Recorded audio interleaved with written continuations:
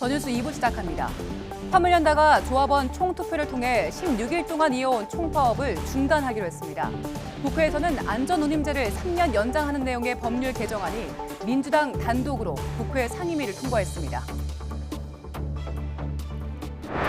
정기국회 마지막 날인 오늘까지도 여야가 합의점을 찾지 못하면서 내년도 예산안 처리가 불투명한 상황입니다.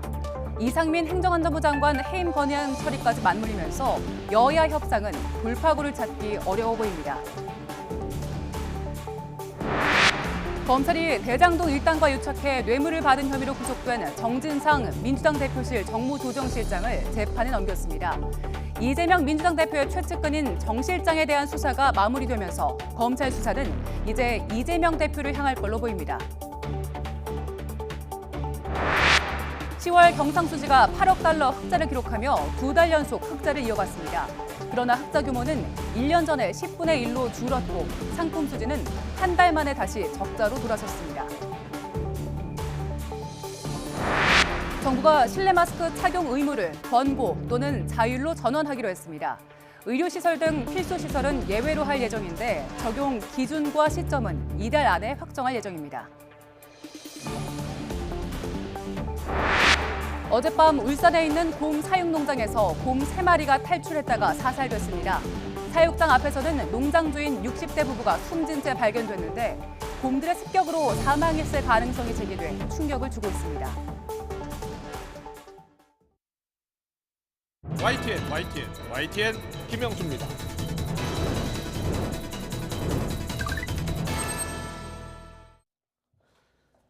더 정치 시작하겠습니다. 윤석열 대통령이 직무를 잘 수행하고 있다는 응답이 갤럽 조사에서 3주 연속 올라서 33%로 나타났습니다. 부정평가는 59%를 기록했습니다. 긍정평가 이유를 보면 노조 대응에 대한 평가가 24%로 8%였던 전주보다 16%포인트 올랐습니다. 반면 부정평가에서는 독단적, 일방적 소통 미흡이 각각 9%로 가장 높았습니다. 정부 대응에 대한 평가, 여야 평가는 크게 엇갈렸습니다. 여당은 귀족노조의 특권과 반칙은 윤석열 정부에서 더 이상 안 통한다고 했고, 야당은 노동계 때려잡으면 그만이라는 윤 정부의 폭주를 막겠다고 했습니다. 여야의 입장을 듣고서 더 정치 풀어보겠습니다. 물류를 멈춰 세상을 바꾸자는 철진한 선동질에 힘없는 약자는 추운 겨울을 나야 합니다. 민생 경제를 위협하는 불법적 파업은 대한민국에 이제 설 곳이 없도록 해야 합니다. 노동자의 권익 대변이 아닌 정치 파업으로 특권을 누려왔던 귀족 노조들의 특권과 반칙은 윤석열 정부에서는 통하지가 않을 것입니다. 노동계를 때려잡으면 그만이라는 윤석열 정부의 폭주를 막겠습니다. 민주당은 그동안 화물연대와 정부의 강대강 대치를 막고자 여러 중재안을 거듭 제안해왔습니다. 안전운임제 일몰을 막기 위한 3년 연장안마저 정부 여당이 끝내 거부한다면 우리 당은 국회 국토교통위원회에서 오늘 오전부터 국회법이 허용한 대로 법안 의결 절차에 착수하겠습니다. 여야 예산안 협상 막판까지 지금 진통을 거듭하고 있는데요. 이상민 행안부 장관에 대한 해임 건의안 처리 여부도 주요 변수가 되고 있습니다. 민주당이 해임안을 단독 처리한다 해도 윤석열 대통령은 수용하지 않을 가능성이 큰 만큼 연말 정국은 한층 더 얼어붙을 것으로 보입니다. 오늘의 전국 현안은 이현주 전 국민의힘 의원, 김유정 전 민주당 의원과 함께 짚어보겠습니다. 어서 오십시오. 안녕하세요. 안녕하세요. 안녕하세요. 오늘 톱뉴스 화물연대 파업 중단이 아닐까 싶습니다. 16일째 파업이 진행됐었고 정부가 강경하게 대응을 했습니다. 협상이 거의 없었어요. 2번 만나고 안 만났죠. 자, 이번 화물연대 파업과 중단 결정까지 그리고 정부의 대응을 좀 평가해 주십시오. 먼저 김유정 의원께서. 자꾸 이제 윤석열 정권이 법 얘기하고 있어요. 네. 대통령도 법무부 장관도. 그런데 법 위에 저는 우선시되는 게 대화 타협이라고 생각합니다. 네. 지금 국회 예산안 처리하는 거 보면 이미 다 범법자들입니다. 예산 시한을 다 넘겼기 때문에. 예. 그래도 끊임없이 지금까지도 협상하고 지금 합의안 도출을 위해서 노력하고 있잖아요. 그런 것처럼 이 노동자들에 대해서 기본적으로는 저는 이 열악한 상황에 대한 공감 능력이 이 정부에 먼저 필요한 게 아닌가 예. 이런 생각하는데 그동안 대화 타협을 위한 노력이 과연 뭐가 있었는가 그런 아쉬움이 진하게 남습니다. 네. 그러나 오늘 파업을 철회한 것은 어느 정도 일정 부분 예측했던 그런 상황이라고 생각합니다. 왜냐하면 정부가 대화 타협은 전혀 없이 너무나 강경일변으로 몰아붙이고 있었고 또 파업의 동력도 점차 떨어지고 있었기 때문에 아마 이런 결론이 나게 된 게 아닌가 이렇게 생각을 하고요. 더군다나 이제 오래 지나버리면은 안전운임제도 아예 그냥 없어져 버리는 거기 때문에 네. 민주당에서도 지금 오늘 뭐 극약 처방을 쓴 거 아닙니까? 소위 네. 단독 통과시키고 국토위 또 전체 회의도 통과시켰죠. 네. 3년 연장하는 거를. 그랬기 때문에 아마 향후에 조금 대화의 물꼬를 터보자 이런 취지에서 화물연대도 오늘 아마 찬반주포에서 파업을 철회하기로 결정한 게 아닌가 생각하고요. 네. 이제 문제는 지금부터가 더 중요하다고 생각합니다. 대화 타협이 실종된 파업과 정부의 대응 과정이었다는 평가를 해주셨고요. 근데 지금 정부나 여당은 법과 원칙을 윤석열 대통령이 강조했고 법과 원칙을 계속 유지했기 때문에 파업도 중단된 것이다. 이렇게 보고 있는 것 같아요. 네, 법과 원칙에 따라서 파업에 대응을 하는 것 그 자체에 대해서는 뭐 긍정적으로 보는 견해도 좀 있는 것 같아요. 예. 이제 다만 이제 한 가지 짚을 것은 이분들은 귀족 노조는 아니고요. 예. 뭐 굳이 따지자면 강성 노조라고는 할 수 있어요. 왜냐하면 화물이든 이런 쪽의 일 자체가 워낙 거칠다 보니까 이분들 성향이 좀 그런 건 있어요. 예. 그래서 항상 파업을 하면 굉장히 강경하게 나왔었는데 이 문제에 대해서 어쨌든 좀 제동을 걸었다. 그래서 어떻게 보면 국민들이 생각을 할 때는 어려운 거 알겠다. 그런데 너만 어렵냐? 나도 어렵다. 이게 국민들 생각이거든요. 그래서 그런 점에서는 좀 어필한 것은 사실인 것 같아요. 근데 다만 이분들이 귀족 노조는 아니에요. 왜냐하면 대기업 노조 같은 경우는 파업을 하더라도 임금이 나옵니다. 예. 그렇잖아요. 근데 이분들은 사실은 소속된 사업장이 없어요, 따로. 그냥 개별 사업자들이거든요. 법적으로는. 그러다 보니까 파업을 하면 하루하루 할 때마다 자신들이 벌어들이는 게 없는 거예요. 임금이 나오는 게 아니기 때문에. 그래서 굉장히 이게 구조적 문제가 있기 때문에 이분들 입장에서 파업을 장기화하는 것은 굉장히 어려운 일입니다. 그래서 네. 저는 그런 부분도 영향을 미쳤을 거라고 보고요. 예. 그다음에 또 아까 일몰이 이제 3주 앞으로 다가오지 안전 않았습니까? 운임제 이야기하는 겁니다. 네, 그래서 예. 이것도 어쨌든 이 기존에 있던 일몰이라도 지켜야 되겠다라는 이제 생각도 있는 거고 이번에 이제 다행히 야당에서 솔직히 야당에서 왜 아무 역할도 안 하고 지켜보고 있나 했는데 이번에 어쨌든 중재안을 받았지 않습니까? 예. 그래서 그런 점도 영향 미친 것 같다. 그래서 저는 이제 초기에 대응을 해서 끌려다니지 않겠다. 또는 강성으로 투쟁하는 것만이 능사가 아니다. 모두가 어렵다. 이런 정서에 조금 부응한 것은 다행이지만 만약에 여기서 이제 문제 해결이 안 되고 여기서 더 나가게 되면 저는 과유불급이다. 그래서 정부도 이제는 이 정도 왔으니까 이제는 빨리 협상을 해서 마무리를 잘하고 그다음 보다 근원적인 문제, 이 물류 시장의 어떤 구조적인 문제를 어떻게 앞으로 풀어갈 것인가 대안을 좀 내놨으면 좋겠다는 생각이 듭니다. 화물노조가 6월에 파업을 했고요. 그때 파업하면서 정부와 합의한 것은 안전운임제 3년 연장 그리고 다른 품목으로도 시멘트 외에 다른 업종으로도 좀 확산하는 것을 검토하자라는 게 이제 합의 사항이었는데 이번에 화물노조가 파업을 하면서 3년 연장이 아니라 영구히 안전운임제를 보장해달라. 그리고 품목도 더 확대해달라고 요구하면서 정부와 충돌을 했어요. 그런데 지금 정부 입장이 좀 바뀌었습니다. 안전운임제 3년 연장도 이제 파업을 한 상황이기 때문에 달라졌다 이렇게 지금 주장하고 있는 거 아니에요? 뭐 그런 느낌이 좀 있어요. 왜냐하면 이제 여당의 입장이 좀 애매모호하게 바뀌지 않았습니까? 네. 그래서 저는 이거는 좀 아닌 것 같아요. 왜냐하면 이 안전운임제를 했던 이유는요. 네. 이 지난번에도 제가 말씀드렸지만 물류시장 자체가 이게 개인 사업자가 되다 보니까 네. 이 화주들 대형 화주들하고 이 협상하는데 굉장히 비대칭성이 있고 그다음에 이분들이 모든 이제 유류비라든가 금리 차를 이제 빌려서 사니까요. 예. 자기가 산단 말이에요. 그러니까 그 차량 빌린 값에 대해서 차값을 빌린 거에 대해서 그 금리가 또 올라가잖아요. 네. 그래서 오르는 금리라든가 이런 기름값이 이런 부담이 커지면서 자신한테 떨어지는 돈이 지금 계속 줄고 있거든요. 예. 이런 게 있기 때문에 그래서 운임을 갖다가 좀 고정시켜달라 이건데 지난번에는 사실은 3년 전에 이 화물 시장 자체를 갖다 어떻게 구조를 전환하고 앞으로 더 개선시켜 나갈지에 대한 마땅한 해결책이 없었어요. 예. 그래서 일단 3년 동안은 그럼 운임을 고정시켜 줄게. 그 대신에 그 안에 뭔가 해결책을 찾자 이렇게 된 거거든요. 근데 문제는 뭐냐면 정치권이나 정부도 그 안에 해결책을 하나도 찾은 게 없는 거예요. 이 책임은 저는 정부나 정치권에 함께 있다라고 생각을 합니다. 예. 그래서 이거를 이번에는 그러면 연장을 조금 뭐 3년이든 하여튼 2년이든 하면서 그 안에 이렇게 우리가 이것을 개선해 나가자라는 대안을 갖고 나와서 얘기를 해야지 그런 거 없이 그냥 무조건 운임제 자체를 갑자기 폐지한다. 그럼 이것은 굉장히 시장에 큰 충격을 주게 되죠. 예. 설마 그렇게 하지는 않지 그러니까 않겠나. 화물연대가 복귀를 해야지 협상을 할 수 있다는 게 정부 입장이었어요. 이제 일단은 중단하기로 했고 복귀를 하고 있으니까요. 추후에 정부와 어떤 협상을 할지 지켜봐야 되고 또 민주당이 일단은 단독으로 3년 연장안을 통과시킨 거죠. 네, 물론 그러니까- 본회의 통과한 건 아니고요. 아니 그러니까 예. 아까 앵커께서 말씀하신 내용 중에서는 그 6월 파업에는 안전운임제 3년 연장 이 얘기는 아니었고요. 네. 안전운임제는 지속하면서 품목 확대를 논의한다라고 네. 얘기하면서 이제 파업을 중단했던 거거든요.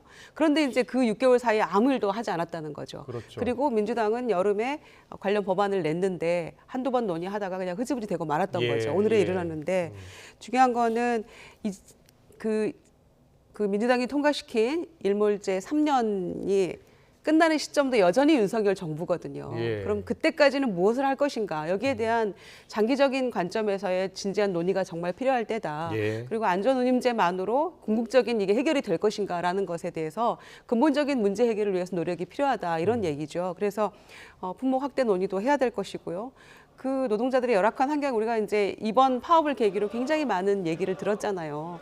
기다리는 시간은 뭐 비용에 포함도 안 된다는 거. 그러면서 끊임없이 기다리고 23일 근무하면서 하루 16시간, 17시간 근무하면서 불과 200~300만 원 뭐 이런 거라서 정말 이분들이야말로 열악한 노동 환경에 그대로 노출되어 있는 거 아니냐 이런 얘기들을 했기 때문에 그런 구조적인 문제들 화주와 차주가 서로 얼굴 못 보고 그 사이에 여러 단계를 거친다는 거 아닙니까?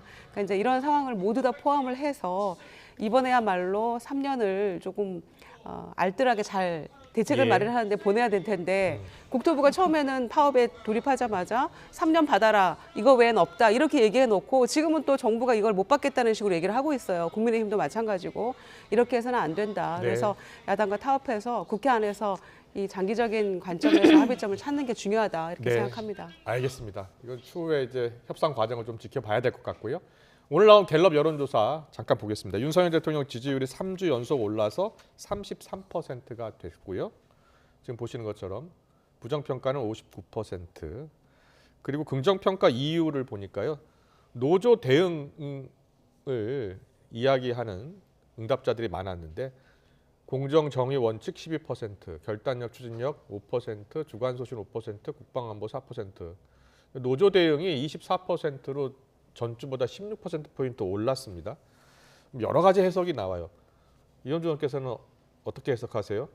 일단은 어쨌든 지지층 내지는 약간 중도에서도 성향 자체가 이런 노조의 어떤 그동안 끌려다니는 대응에 대해서 불만을 가진 쪽이 많이 있었을 거고요. 예. 아마 그분들이 과거에도 또 대통령 선거 때도 많이 지지하지 않았겠습니까? 이제 그 중에서 이 노조 대응에 대해서 찬성하시는 분들 지금까지 보면 어쨌든 윤 대통령께서 네. 민생 문제에 대해서 이렇든 저렇든 간 적극적으로 대응하신 적이 없었잖아요. 그러니까 이런 부분 자체에 대해서 굉장히 반기는 사람들이 좀 늘었다. 네. 이런 거고요. 다만 이것은 자세히 보시면 부정평가에도 역시 비슷하게 또 조금 적긴 합니다만 네. 이러한 노조 대응이나 이런 문제가 좀 불통이라든가 예. 이런 쪽 또 나와 있어요. 예, 그래서 예. 제가 말씀드리는 거는 지금까지는 잘했다로 어느 정도 볼 수가 있는데 네. 여기서 더 나가서 이걸로 올랐으니까 앞으로 계속 세게 나가면 되겠다. 이렇게 생각하는 것은 좀 신중할 필요가 있다는 생각이 듭니다. 예. 네. 김희정 의원께서는 윤석열 대통령 지지율이 3주 연속 오른 것에 대해서는 어떤 이유가 있다고 보세요? 아니 이걸 올랐다고 할 수 있는지 예. 저는 의문입니다. 예. 그러니까 48.7%의 지지를 받고 대통령 당선이 됐어요. 예. 초박빙으로 당선이 됐는데 지금 계속해서 30% 언저리를 왔다 갔다 하고 또 30% 미만으로 떨어져서 3자를 달기 어려운 시절도 굉장히 많았잖아요. 그런데 이거를 과연 올랐다고 희색이 만면할 상황인가 국민의힘이 좀 생각을 해야 될 것 같고요. 예. 저는 이제 그 경제와 민생이 굉장히 어려운 이런 상황에서 아마 화물연대 파업이 장기화되는 것이 우리 경제에 미칠 파급력이나 또 국민들의 우려 이런 것들이 어느 정도 작동을 했다고 봅니다만 예. 그래도 우리 국민들이 생각하기에는 저 노동자들이 바로 내일이 될 수도 있겠다라는 이런 생각도 있을 것이기 때문에 막연하게 뭐 그것 때문만은 아니라고 생각합니다. 지지율이 조금이라도 올라간 이유가 네. 보수 측이 좀 결집했다고 생각을 하고요. 파업 장기화를 우려하는 국민들의 일부 어떤 의견이 반영된 거라고도 생각을 하고요. 예. 결정적으로는 도스태핑 안에서 얼굴 안 봐서 아마 그 부분에 대해서 국민들이 조금 그 도스태핑 하면서 여러 가지 일어났던 일들에 대해서 조금 잊어버리고 긍정평가가 조금 1, 2% 작동한 게 아닌가 예. 그런 생각도 들어서요. 네네. 아마 도어스태핑 관련해서 다시 한번 또 그 고민하게 되는 지점이 아닌가 네. 국민의힘이나 대통령실 입장에서는 이렇게 생각합니다. 알겠습니다. 윤석열 대통령이 어제죠. 영빈관에서 이제 축구 대표팀과 만찬을 했죠. 그리고 어제 또 속보로 발표가 됐는데 다음 주에 생중계로 국정과제 또 점검회의도 한다고 하더라고요. 근데 이 국정과제 점검회의가 그동안 첫 번째 있었던 그 점검회의와 달리 뭐 국민들 한 100여 명이 같이 참여해서 이렇게 질문을 주고받는 과거 문재인 정부 때 국민과의 대화 좀 비슷한 형식으로 네, 그렇네요. 있을 네. 것 같아요. 자, 어떻게 보셨어요? 뭐 이거는 예. 한번 봐야 되지 않겠습니까? 네, 예. 만약에 이제 이게 예전에 윤석열 정부 들어선 처음 있는 그렇죠. 일인 거고요. 예전에 문 대통령 때도 그렇고 뭐 그전에도 비스무리한 시도들이 있었는데 대개 보면 뭐 그냥 다 짜여진 각본이다 이런 평가가 예, 많지 예, 않았습니까? 그래서 뭐 이거는 한번 봐야 될 것 같고요.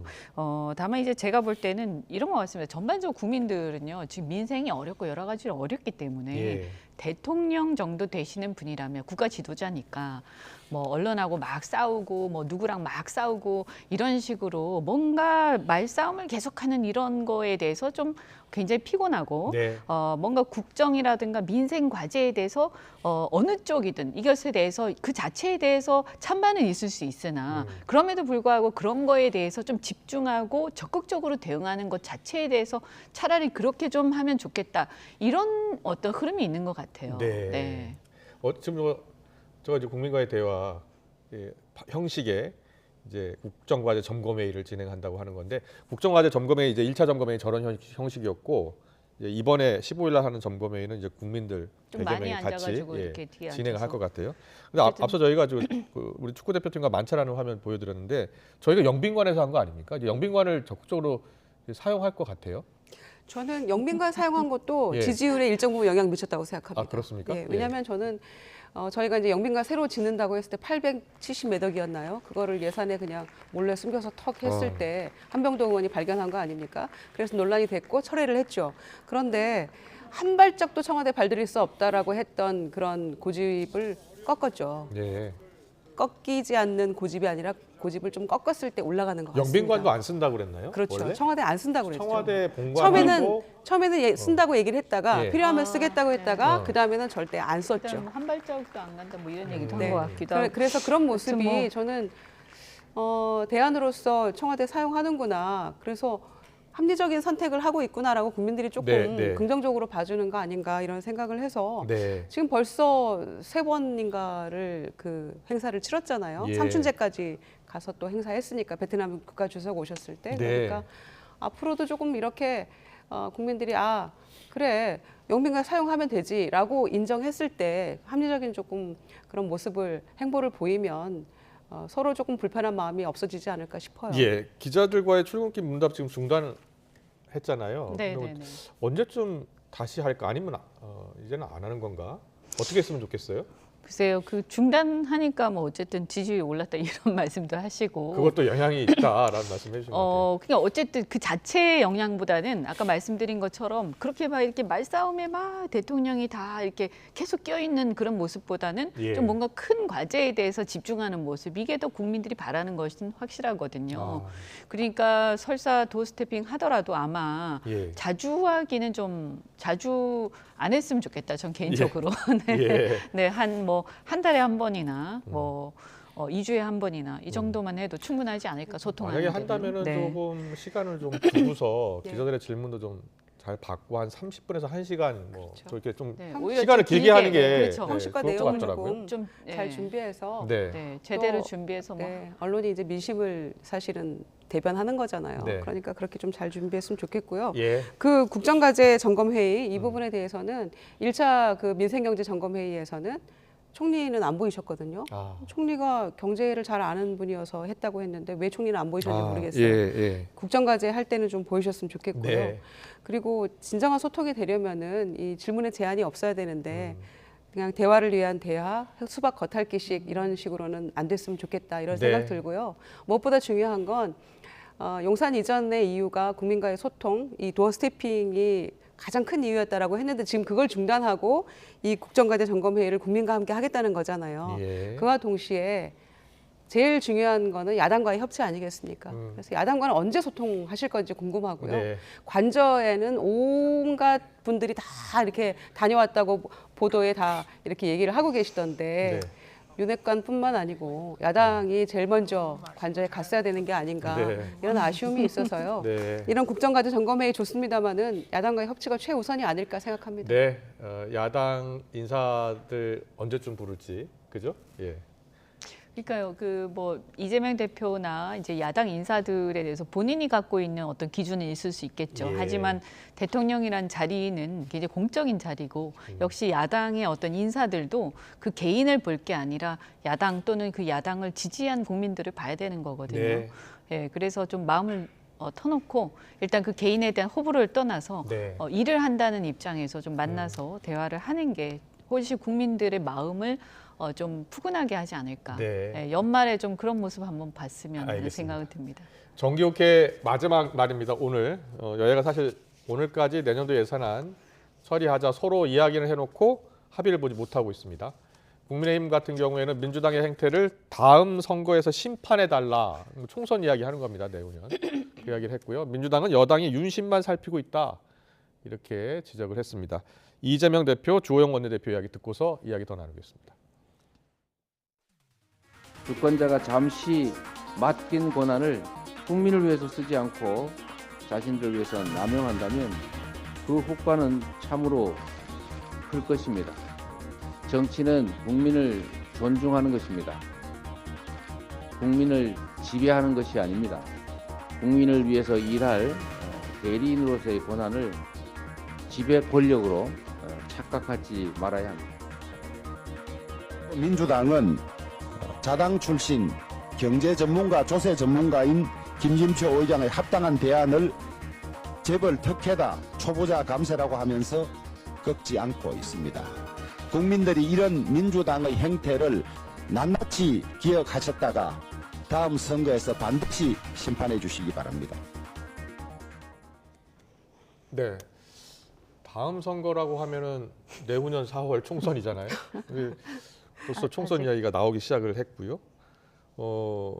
국민의힘 같은 경우에 지금 앞서 잠깐 나왔던 그 중재안 법안이 법인세 인하 관련해서 법인세를 25%에서 22%로 낮추자라는 제안을 했고 민주당이 받지 않았습니다. 그래서 3년 정도 유예했다 하자라는 게 이제 김진표 의장이 아니었는데 그 민주당이 지금 안 된다라고 하면서 처리를 하지 못하고 있습니다. 예산안을요. 2014년 국회 선진화법 도입 이후 정기국회 내에서 예산안 처리를 하지 못하는 첫 사례가 될 가능성이 있습니다. 여야 모두 다 같이 책임이 있는 거겠죠?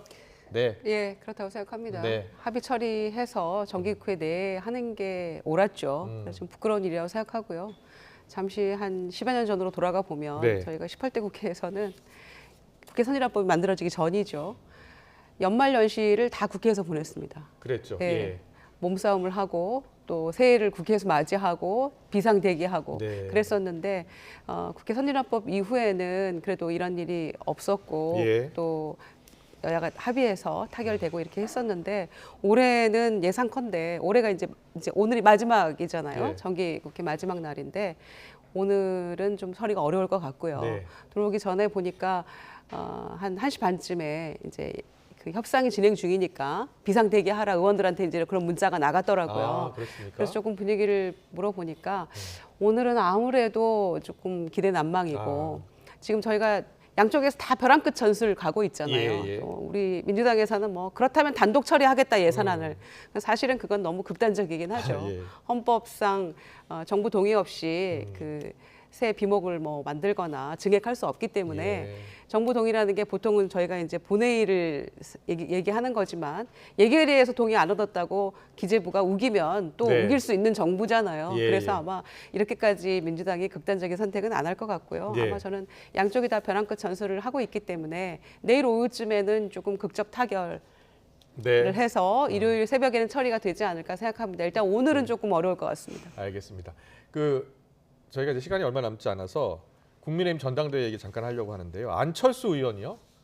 안철수는 이제 당권 주자죠. 대표적인 당권 주자인데 총선에서 170석 달성하겠다. 또 민주당을 괴멸시키겠다.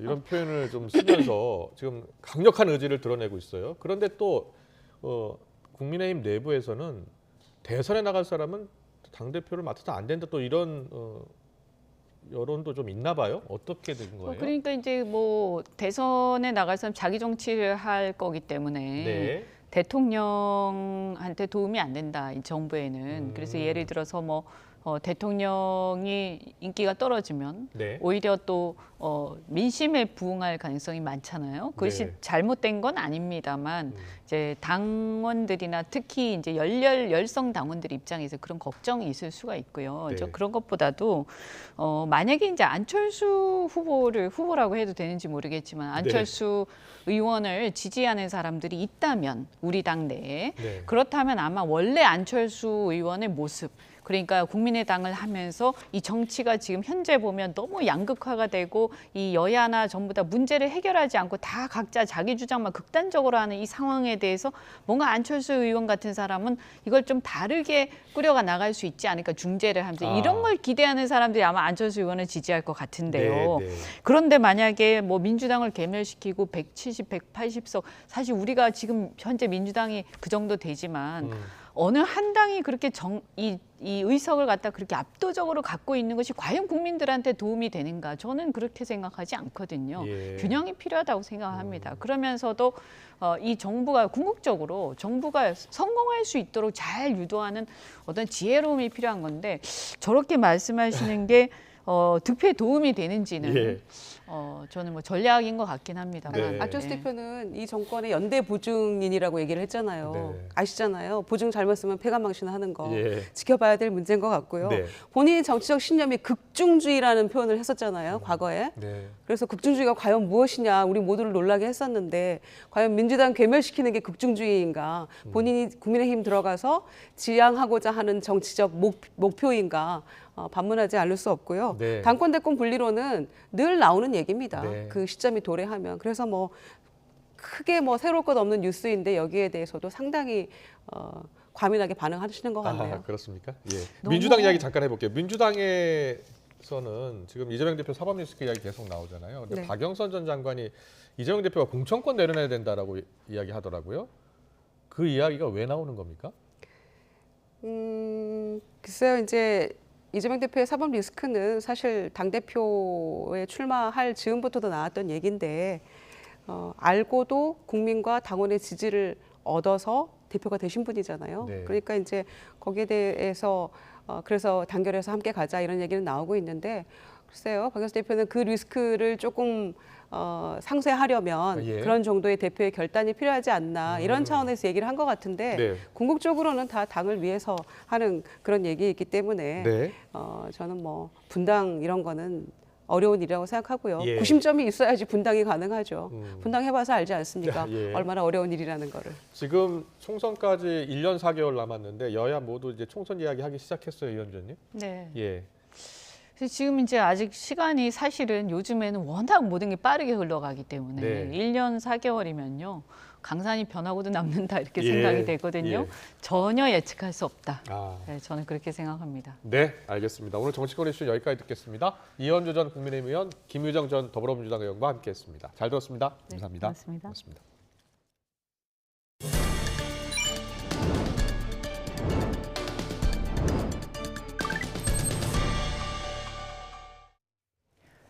서울의 한 필라테스 학원 대표가 공사를 한다며 잠시 문을 닫는다고 안내한 뒤 아예 잠적해버렸던 제보가 저희 YTN에 들어왔습니다. 알고 보니 이 학원 이미 관리비와 임대료를 내지 못해서 소유권이 건물주에게 넘어간 상태였습니다. 필라테스나 헬스장의 갑작스러운 폐업 피해 사례는 매해 수천 건에 이릅니다. 안동준 기자의 보도입니다. 지난 9월 서울 마포구에 있는 필라테스 학원에 60회 수강을 등록한 A씨. 10회 정도 수업을 들을 무렵 학원에 긴급 전기 공사가 잡혀 수업 진행을 잠시 중단한다는 메시지를 받았습니다. 그런데 학원이 공지한 공사 마감 하루 전 돌연 필라테스 학원 운영을 중단한다는 연락이 왔습니다. 전기공사 끝나면 다시 정상적으로 이용할 수 있겠구나라는 안심을 하면서 이제 기다리고 있었어요. 좀 깨끗한 환경에서 운동을 할 수 있겠구나라는 생각을 했는데 문을 닫아버리니까 좀. A씨가 다녔던 필라테스 학원입니다. 학원 문 앞에는 관리비 미납과 임대료 체납으로 학원 소유권이 건물주에게 넘어갔다는 안내문이 붙었습니다. 학원의 소유권이 넘어간 날짜는 수강생들에게 전기공사를 한다며 안내 문자를 보냈던 날짜와 일치합니다. 이미 학원이 명도될 것을 알면서도 공사를 위해 잠시 운영을 중단한다며 수강생들에게 거짓말을 한 것이 아닌지 의심되는 대목입니다. 회원 티켓도 100만 원 끊어놓고 그 3월 안에 그것도 가져가야 되는데 그래서 하여튼 그 연락해 보라고 제가 이런 관여를 할 수가 없다고 얘기를 했죠. 이렇게. 수강료 수십 회분을 미리 내고 아직 수업이 남아있는 수강생들은 30여 명에 달합니다.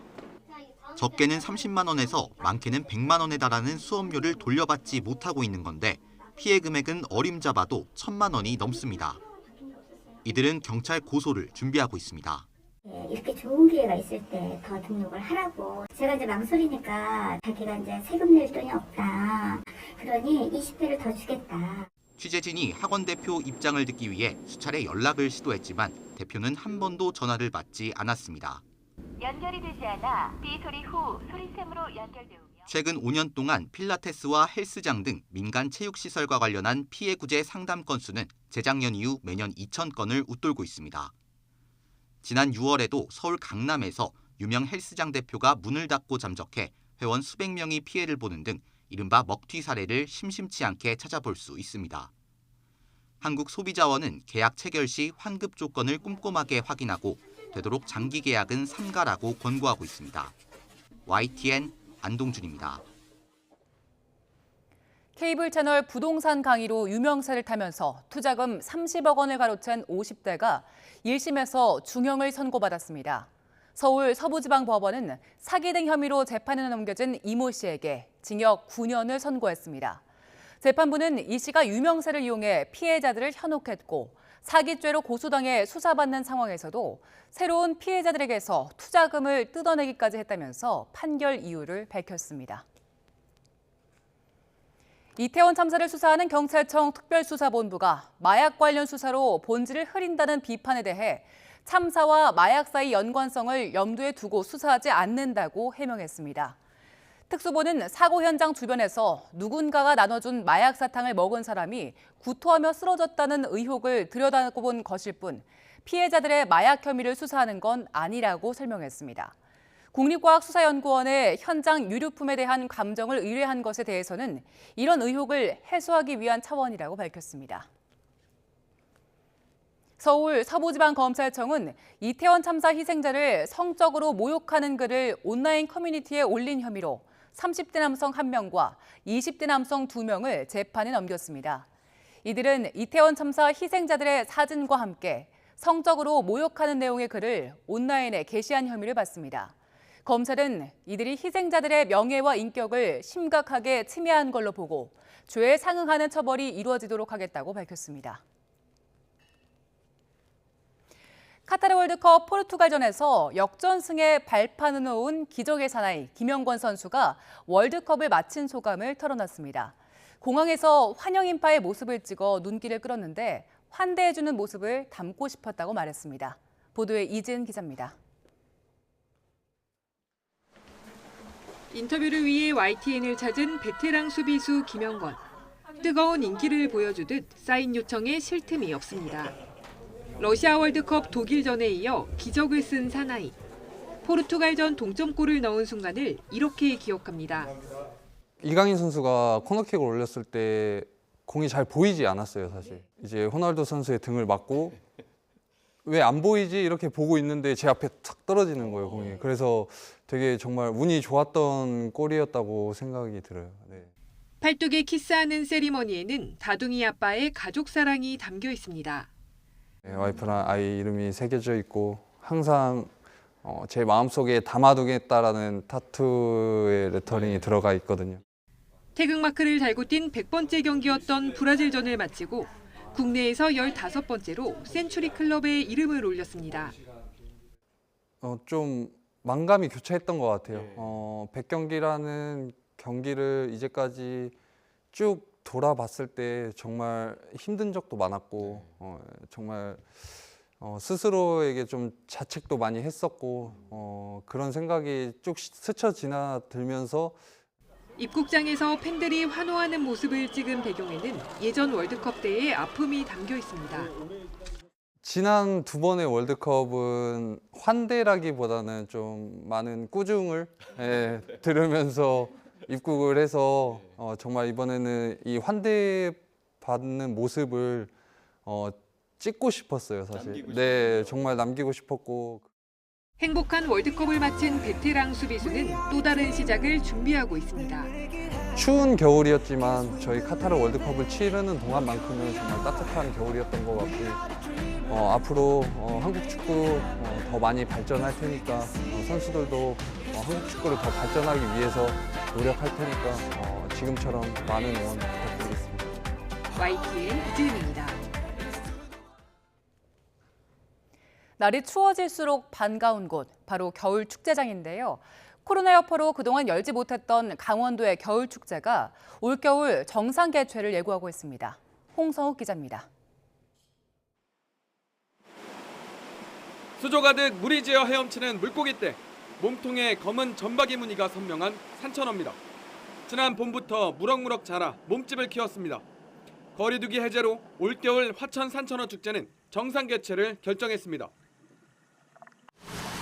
축제의 주인공 산천어입니다. 어른 팔뚝만큼 크게 자랐는데요.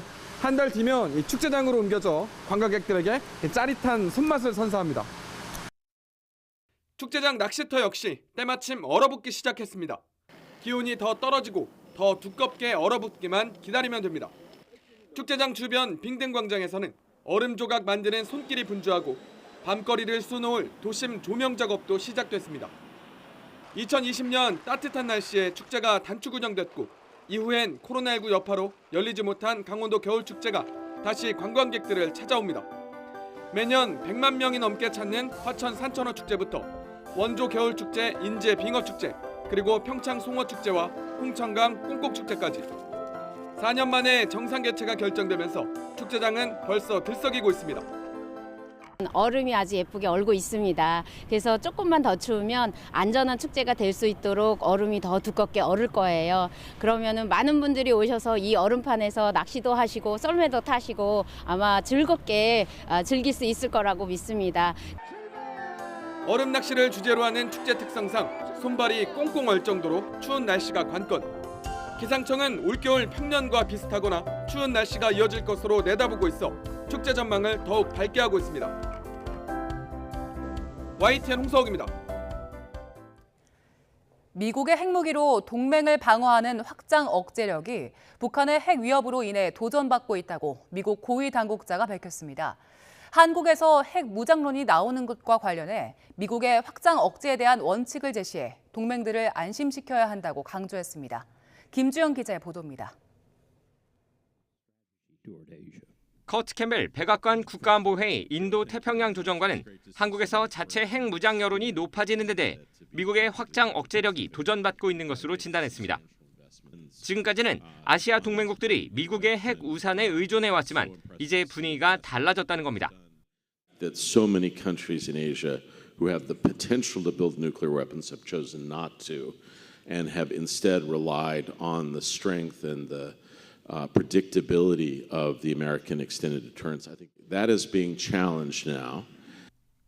확장 억제력이 도전받게 된 가장 큰 이유로 북한의 핵실험 등 잇따른 도발을 꼽았습니다. Everyone has seen and knows which is the potential for another nuclear test in North Korea, nuclear threats, potential blackmail.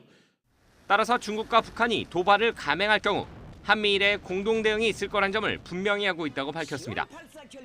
더 나아가 인도태평양에서 핵무기 전략자산 전개 원칙을 제시해 한국과 일본을 안심시켜야 한다고 강조했습니다. Not only taking the necessary steps in terms of our conventional forces, but with our public doctrine, with our deployments, we've got to make clear to Japan, to South Korea, to other countries. 캠벨 조정관은 인도태평양 지역에서 미국과 동맹 파트너 간의 협력이 강화되고 있다며 지난달 캄보디아에서 열린 한미일 정상회담을 대표적인 예로 꼽았습니다. YTN 김주영입니다. 한국이 세계 무기 수출 점유율 8위, 성장률로는 1위를 차지했습니다. 국방기술진흥연구소는 오늘 이런 내용을 담은 2022 세계 방산시장 연감을 발간했습니다. 연감은 스웨덴 스톡홀름 국제평화연구소 자료를 인용해 우리나라가 지난 2017년부터 지난해까지 최대 무기 수출국 8위로 세계 무기 수출 시장의 2.8%를 차지했다고 밝혔습니다. 이는 지난 2016년부터 2020년 9위에서 한 계단 올라선 순입니다. 또 2017년부터 5년간 한국의 수출액은 2012년부터 2016년에 비해 177% 증가해 성장률 1위를 차지했습니다.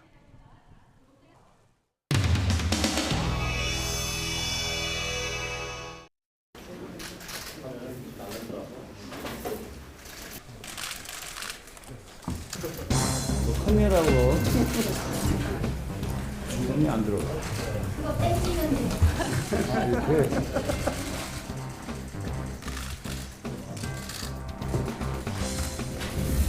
눈이 착하게 생겼어.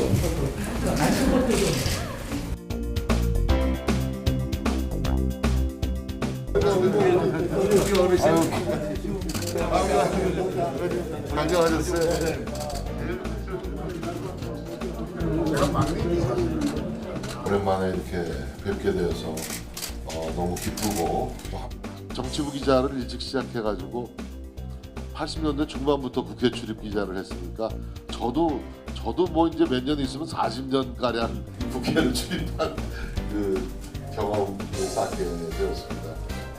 수도권 대책이 되는 대표여야 한다. 첫째.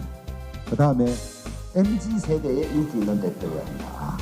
지금 현재 당대표 출마를 선언한 사람은 황교안 전 대표, 그다음에 김기현, 윤상현, 조경태, 권성동 전 원내대표도 뜻을 가지고 다니고 있고, 그다음에 나경원 다들 성에 차지 않아서 안합니다. 그래서 그냥 오늘 차기 당대표 MZ세대 인기 얻어야 된다고 말씀하셨잖아요. 혹시 한동훈 장관님 문제 주시는 전혀. 맞아요? 그 풀 텍스트를 보시면 알겠지만은 내가 사람을 평가한 게 없어. 수도권 대책이 있을 수 있는 사람. 그다음에 우리가 그 MZ 세대 좀 득표력이 있을 사람.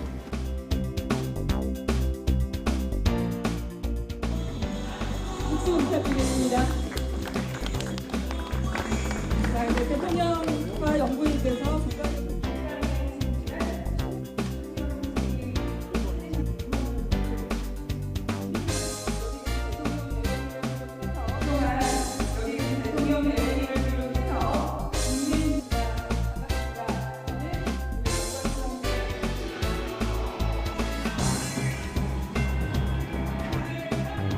대한민국 U20 대표팀 여러분, 시상식에 네, 환호도 나오고 미소도 보이지 않았나 하는 생각이 듭니다.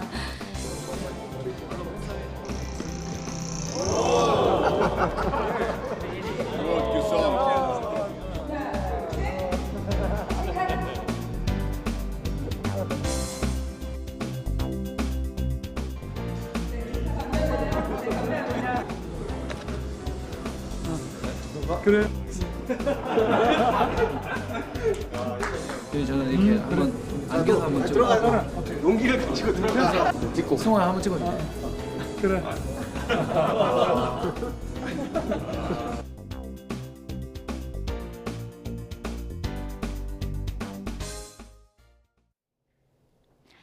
오늘도 예년보다 온화한 날씨가 이어지고 있습니다. 주말인 내일 낮까지는 추위 걱정 없겠는데요. 내일 서울의 한낮 기온은 7도로 예년 기온을 2도가량 웃돌겠습니다.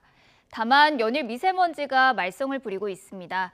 현재 대기 정체와 중국발 스모그의 영향으로 수도권과 충남의 초미세먼지 농도가 나쁨 수준을 나타내고 있는데요. 내일도 일부 남부지방은 대기질이 탁할 것으로 보이니까요. 호흡기 건강도 잘 챙기셔야겠습니다. 내일 아침도 예년 기온을 웃돌며 큰 추위 없겠습니다. 내일 서울의 아침 기온은 영하 1도, 대구는 0도, 울산은 2도로 출발하겠고요. 내일 낮 기온은 예년보다 2도에서 4도가량이 높겠습니다. 내일 서울의 한낮 기온은 7도, 대전은 8도, 대구는 11도, 광주는 10도, 부산은 14도까지 오르겠습니다. 내일 밤부터는 찬 공기와 함께 서해상에서 비구름이 유입되겠고요. 호남 서해안과 제주도에는 밤한때 비가 조금 내리겠습니다. 또 일요일에는 동해안을 중심으로 비나 눈이 내릴 전망입니다. 지금까지 날씨 정보였습니다. 이슈를 더 쉽게 전해드리는 더 뉴스, 저희가 다음 주에는 더 준비하겠습니다. 잠시 뒤 뉴스큐가 방송됩니다. 시청해주신 여러분 고맙습니다.